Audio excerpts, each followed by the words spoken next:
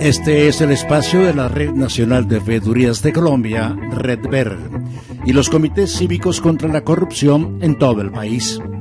Un artículo en la revista Semana titulado En las entrañas del monstruo revela con crudeza los secretos de la contratación en Colombia, relatados por una persona que ha estado dentro de ese mafioso sistema ilegal de enriquecimiento y afrenta a la moralidad pública.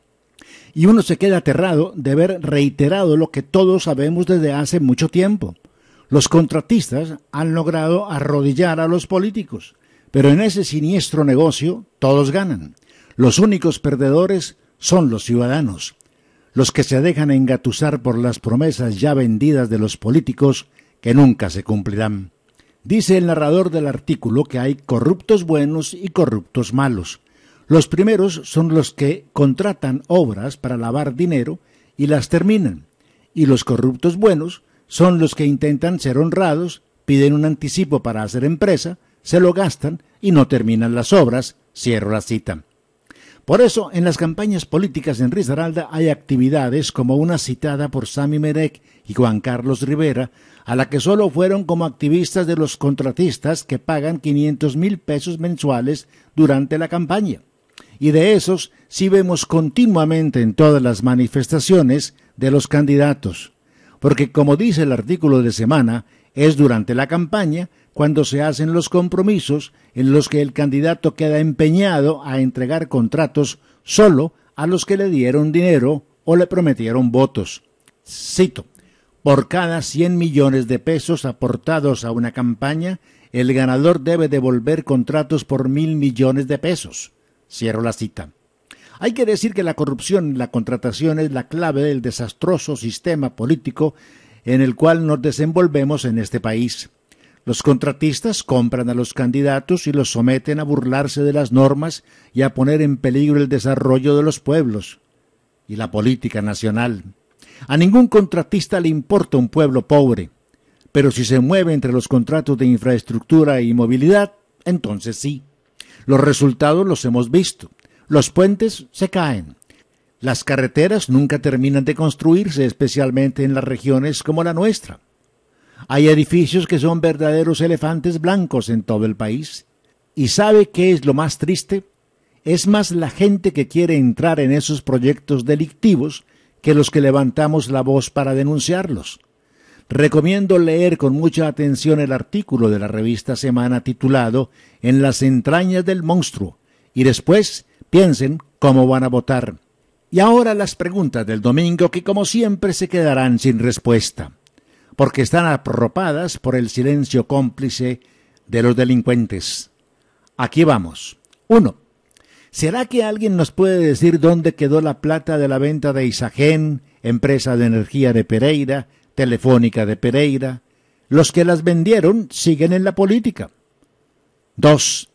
Señor Ministro de Defensa Nacional Luis Carlos Villegas, los damnificados de Mocoa quieren saber dónde quedaron las ayudas internacionales después de la tragedia. Tampoco tenemos claridad sobre la liquidación de la Corporación Financiera de Occidente. 3. Señor Ministro del Transporte Germán Cardona, ¿nos podría explicar cuáles concesiones en vías tiene el gobierno nacional? ¿Cuál es el costo? ¿Qué tipo de concesiones son? ¿Y cuándo las pondrán en funcionamiento? 4.